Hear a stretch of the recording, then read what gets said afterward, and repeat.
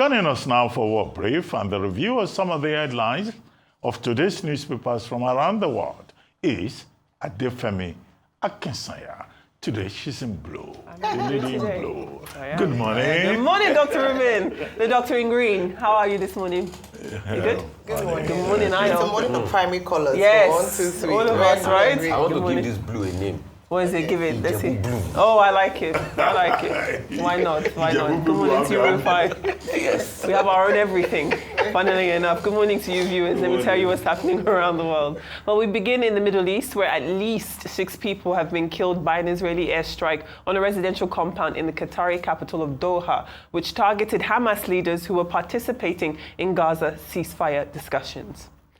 Hamas says its senior leadership survived the attack. Despite that, 5 of their delegation members did, unfortunately for them, they did lose their lives. Now, Qatar says it had no prior knowledge of the attack, which it called a blatant violation of international law, and says it reserves the right to respond. Israeli Prime Minister Benjamin Netanyahu says his country acted independently and takes full responsibility for the attack.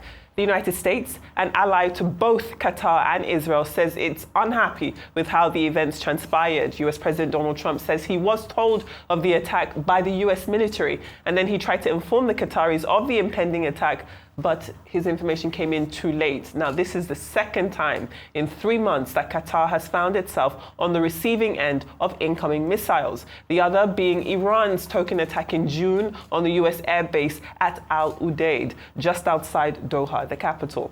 With Qatar being a key mediator between Israel and Hamas, it's now unclear how this latest strike will impact ceasefire negotiations between the two sides going forward, with the faltering talks having come to a halt. Now, carnage and chaos has rocked Nepal as Communist Prime Minister KP Sharma Oli resigns amid protests accusing him of corruption and authoritarian rule.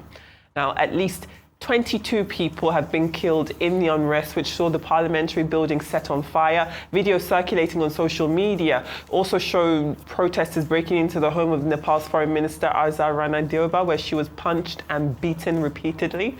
There's a similar story for Nepal's Finance Minister Bishnu Prudel, who was chased through the streets and waters of Kathmandu. The unrest depicts a huge fall from grace for the former Prime Minister Oli, who had gone from being a revolutionary in prison for 14 years to a 4-time Prime Minister. Now, Nepal, a small country landlocked between India and China, is one of the world's poorest countries, and political instability has discouraged investment and economic development, forcing millions of young people who are already angry with this social media ban to seek work, mainly in other countries, including Malaysia, South Korea, and the Middle East.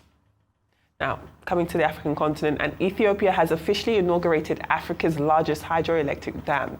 The $5 billion project will provide energy to the country. With 120 million people, Ethiopia is Africa's second most populous country, and it deepens, however, a rift downstream with Egypt, which has unsettled the region. Now, the dam's output has gradually increased since the first turbine was turned on in 2022, and it reached its maximum 5,150 megawatts of power on Tuesday.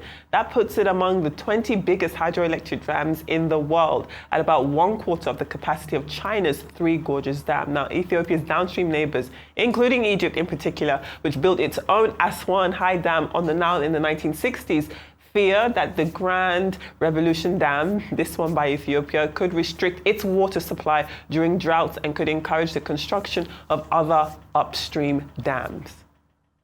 Now, the International Criminal Court has opened its war crimes case against fugitive Ugandan rebel leader Joseph Kony in its first ever confirmation of charges without the accused present. Now, the hearing confirms charges but cannot progress to a trial in Kony's absence. The warlord faces 39 counts, including murder, rape, sexual slavery, enslavement, and torture, allegedly committed in northern Uganda between July 2002 and December 2005. Now, from 1986, Kony's Lord's Resistance Army sought to overthrow Uganda's government, saying it wanted to establish a state based on the Bible's 10 Commandments. At this point, his whereabouts remain publicly unknown, and it's not clear if he's even still alive. But the victims' accounts are horrifying, which includes a 39-year-old woman named Evelyn Ayo, who said the LRA attacked her school when she was just 5 years old. The rebels killed and then cooked her teachers in big drums, and she and her classmates were forced to eat their remains. Now, on the topic of trying defendants at the ICC in absentia, legal experts say the ICC prosecutors could use this case as a precedent for other high-profile suspects charged by the ICC yet to face trial, including Russian President Vladimir Putin and Israeli Prime Minister Benjamin Netanyahu. And finally, Ivory Coast's former First Lady Simone Gbagbo is among the 5 candidates officially cleared to contest next month's presidential election. Simone Gbagbo's surprise inclusion means she will run against 83-year-old Alassane Ouattara, who took power after she and her husband, Laurent Gbagbo, were captured in a presidential bunker during the conflict that hit the country after the 2010 election. Now, the former president has been barred from contesting again, along with former Prime Minister Pascal Affi-N'Guessan and the ex-Credit Suisse banker, CEO Tidjane Thiam, all of them disqualified. Now, their disqualification has raised concern about the legitimacy of elections to be held on October 25th and has sparked fears of instability.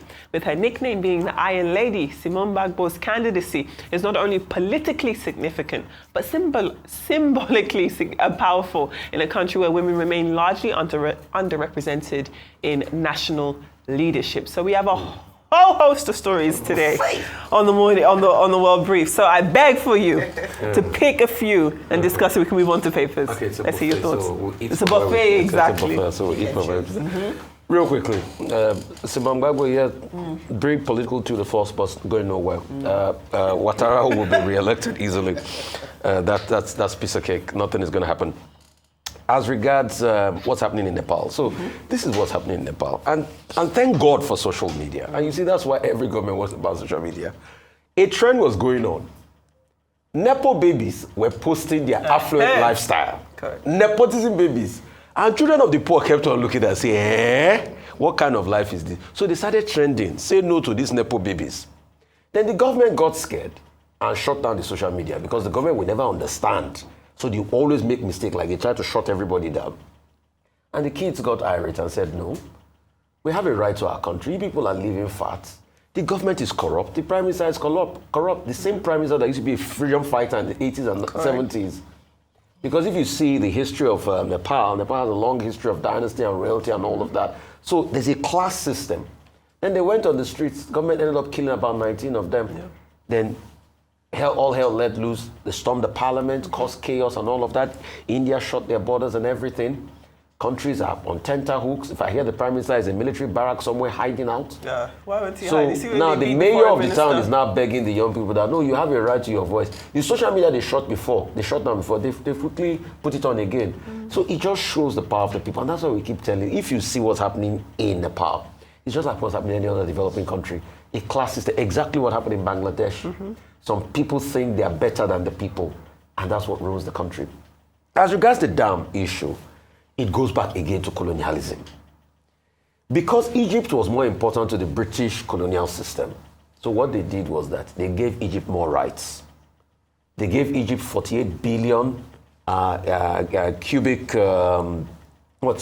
meters of water in the dam, because the Nile passes through about 11 countries, relegating other countries like Sudan and Ethiopia and everything. Yes. But when Ethiopia started to go on the ascendancy and they needed more to do, historically, the Blue Nile is in their area, more volume of the water is in their area. Yeah.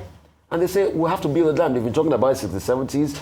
They finally did build the dam in the 90s. They started talking about it again in the 90s, finally did build the dam, and they want to be able to generate water.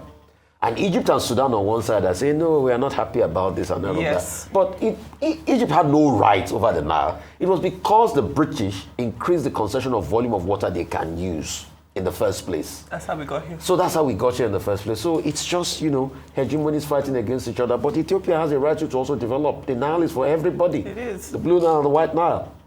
There we go. And as regards Israel keeps violating every law.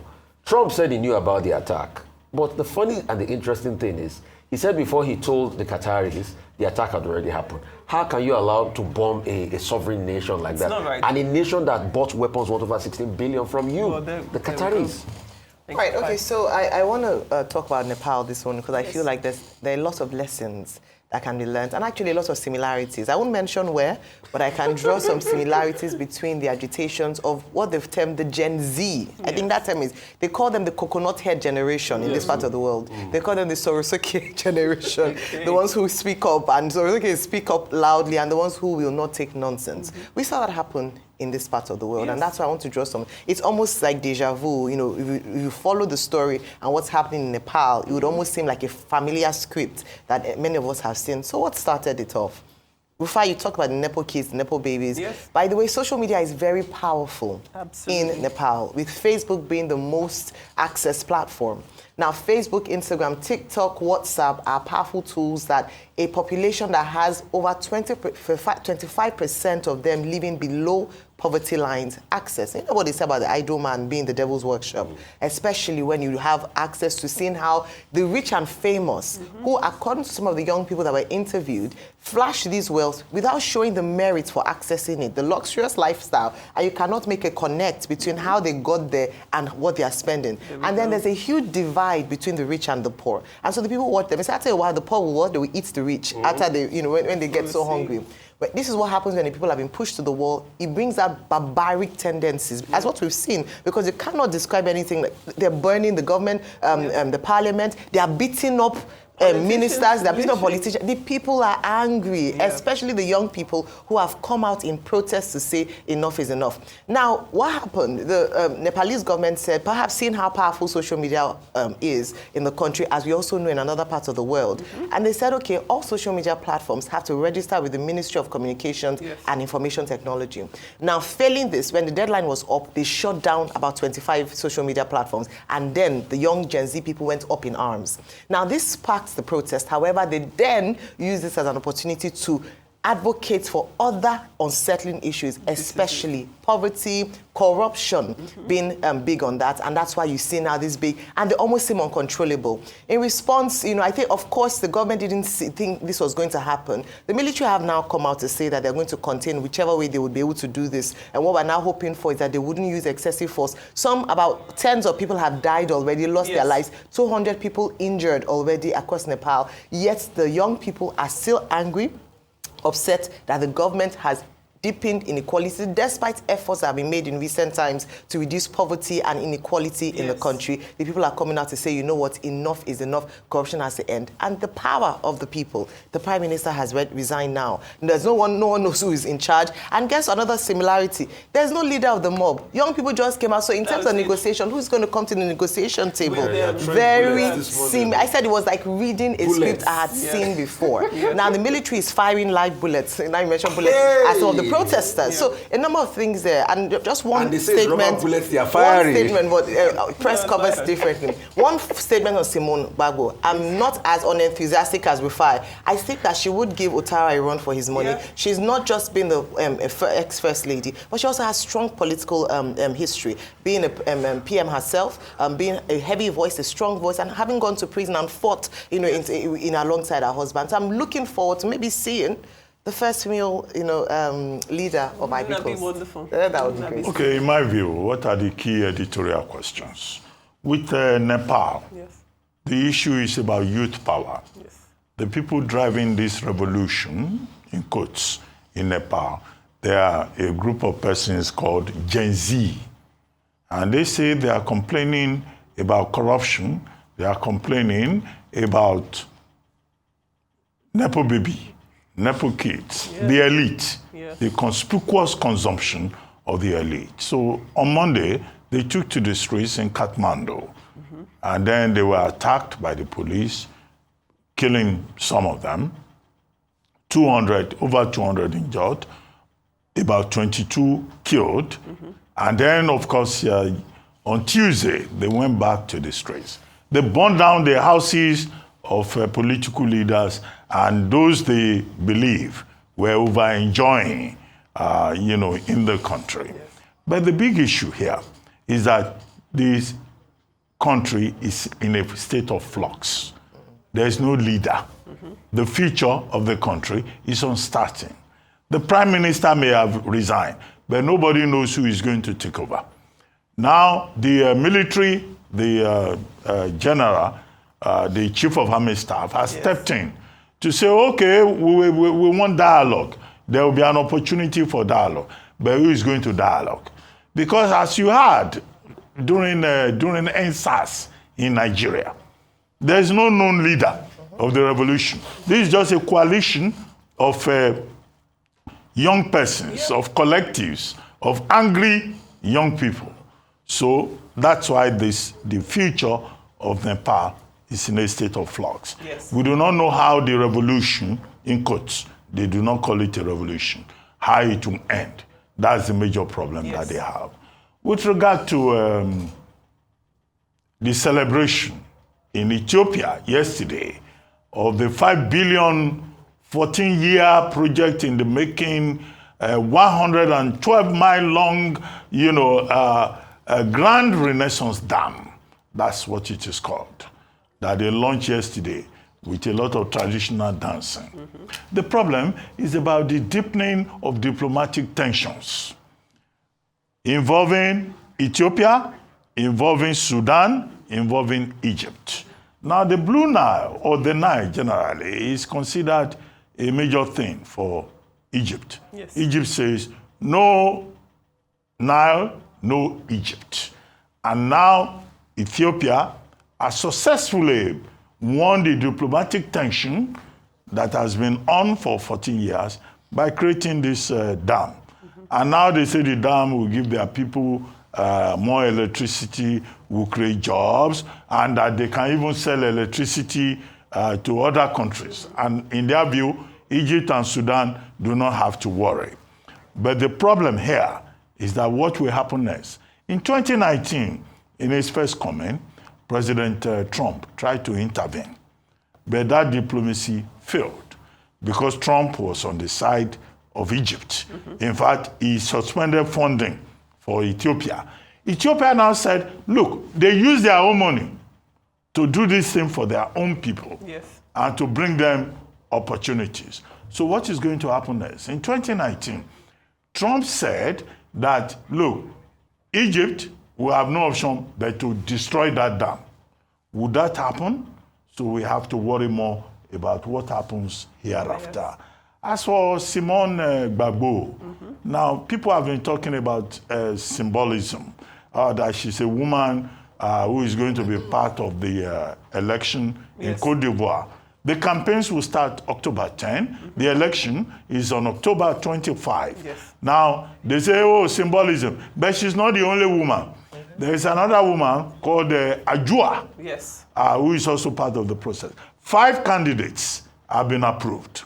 Now, out of these 5 candidates, you have Simone Gbagbo, you have Ajua, and then you have 3 other, you have Ouattara, 83-year-old, who wants to die in office, like the Cameroonian Pobia, and then you have 2 others. Now, Tijan Tiam, who has been excluded, says that this is a sham election. And I think I agree with Tijan Tiam, who says it's a sham election. What Alassane Ouattara has done is to put together a group of weak candidates who are not going to make any difference. Simone Gbagbo, yes, she was MP before.